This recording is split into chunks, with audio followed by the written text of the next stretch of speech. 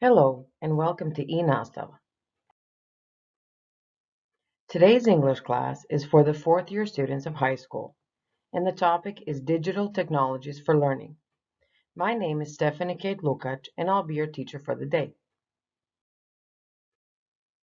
By the end of the class, you're going to be able to recognize various digital tools to assist with language. As well, you're going to write a discursive essay about technology in education.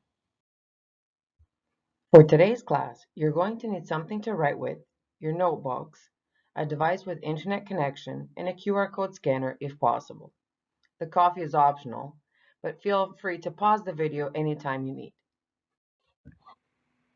Before we start, I'd like you to take your notebooks and write a few things down. What do you know about digital technologies for learning? What would you like to know about them? Perhaps there are some things you're not sure of or have no idea about this subject. We're going to take a look at this short video regarding digital technology. Sit back and enjoy.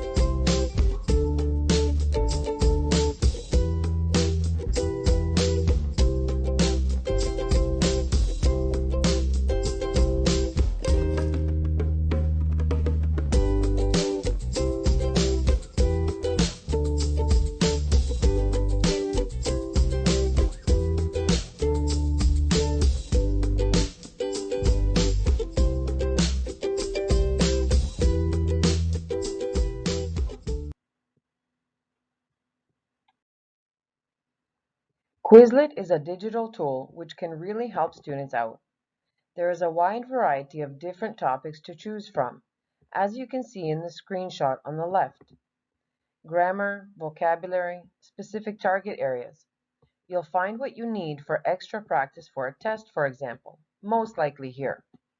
The great thing about Quizlet is that it's flashcard based with various interactive tools, games, and tests, so your feedback comes to you immediately. You don't need to sign up, but you get more free features. As you can see on the right side of the screen, there's a screenshot of what entering a set on Quizlet looks like if you haven't seen it before. Depending on what area you've chosen in English, you'll be able to find explanations, practice, and testing. Here's a chance to give Quizlet a go. Please pause the video and click on the link or scan the code. Try it out and see for yourself whether this type of digital learning technology suits you. My guess would be yes, because it gives you a break from the traditional sit at your desk and memorize method, so it's easier to remember. In addition, you're studying, but you don't feel like you're studying, which I think also makes a world of difference. This particular page has to do with the past perfect and past perfect continuous tenses. It might seem time-consuming to go through the study and play areas, such as the flashcards, learn, spell, and test. But trust me, it's not, and you get so much more out of it. This is a chance to refresh your memory and see firsthand whether you've mastered these tenses, or if you still need some extra practice. Good luck, and let your teacher know how you did. Another website I wanted to show you was the British Council Learn English Teens site. For each skill you choose, it gives you the option of choosing your level. You should be at the upper intermediate level at least. But if you're having difficulties with a specific skill, for example writing, then begin with intermediate and work your way up. There are a huge number of exercises, and there are many tasks which are similar to the Matura exam, so it's excellent practice for when you get to the real thing. For this task, I'd like you to make an attempt at one of the listening tasks from the BC website. The great thing about it is you also get immediate feedback, as the answers come up as you finish the tasks and submit your answers. See how sharp your listening skills are, whether you need to flex those auditory muscles some more or not. Please pause the video and get ready to ace it. I hope you've learned a few things about different learning websites and seen for yourself that there is so much digital technology that can be useful for your education, not exclusively for entertainment. If we move on to take a look at language apps, everyone has their favorite or personal top 10. It depends what your preferences or skills are, which level you're at, what you're searching for as well. Are you the loner type who prefers working on your own with no one to bother you? Do you want to learn more than one language? Are you the visual type of student who works best with what you see? Would you perhaps select an app that is similar to your school environment? Is learning grammar more important to you, or would you rather pick up more phrases and vocabulary along the way? There are so many to choose from, so how can you narrow that list down? By taking a look at the different reviews out there. Please pause the video in order to copy this chart into your notebooks. You're going to watch a video with one of many vloggers' top language apps.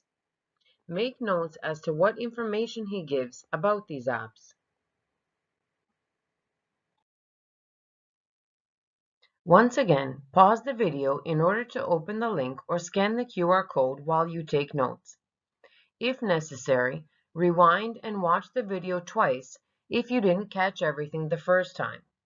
Sometimes we don't register as listeners the first time, or it might be a bit of a problem to write things down quickly when there's a time crunch. In any case, give it a shot and make a sincere attempt. Good luck! Here are some points as to what he was talking about in his video. What they all have in common is that they are efficient, great for individual pace, and help with nearly all the English skills. Pause the video to check over your work, and I hope you've gained some better insight as to these language apps. As with any type of technology, apps are changing all the time, so it's not a bad idea to take a look once in a while to see any upcoming or newer apps or sites that could have some better layouts or materials. Take note that you don't necessarily have to have the exact same wording as I do in this chart, but something along these lines would be great. Now, there is another type of digital technology for learning, which is called language exchange. I won't give out a spoiler, as you'll read through what this means, although I'm certain you've figured it out or have some idea because of the term exchange. Pause the video to read through the article, and a task is coming up after this. After reading through the article, think about which of these sites is the most interesting to you. Try it out, and then make a recording of approximately 5 to 7 minutes of your experience. Did you have any issues or difficulties with using it? What did you find to be the most beneficial? Talk about the pros and cons as well as your overall encounter with language exchange. Would you recommend using that site? Why or why not? Don't forget to send the recording to your teacher by either using vocaroo.com or another recording app on your phone. Good luck! I hope you take something from the whole experience. With today's events around COVID-19, could you imagine finishing school entirely online? Can digital technology for learning replace the traditional learning scenario in schools? Contemplate this for a few minutes and brainstorm your ideas before getting to the discursive essay. Some people think digital technology in schools can be compatible with traditional education. Others feel it conflicts with the conventional approach to schooling. Before you pause the video to do this assignment, make sure you review the next slide. Just to recap the format of the discursive essay, make sure you've got 200 to 250 words, divided into 4 paragraphs. Your introduction should contain general information on the subject, as well as a thesis statement. Be careful not to directly copy or lift the sentences I've given you. Your main body is split into 2 paragraphs, where you're discussing the different views separately with arguments and backup. In your conclusion, make sure to briefly summarize what you've written about and state your opinion for the end. Be sure to explain yourself as to why you feel this way. Good luck, and again, remember to send your essay to your teacher.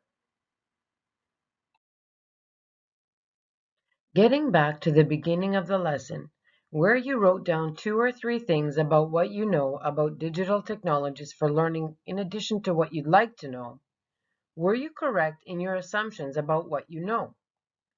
Did you find out new information about what you wanted to know? We've just scratched the surface here with this lesson. If you're interested in finding out more information, the only limit you have is with time. Keep in mind that many of these apps or websites can also assist you with other languages, which I think is great. I've heard the saying, you're only as good as the number of languages you know. Now, I'm not 100% certain about that, but I do know the more languages you are fluent in, the easier it is to travel. And most of the people I know love to travel. I hope you've enjoyed the lesson, and remember to stay safe, stay healthy, and take care of yourself.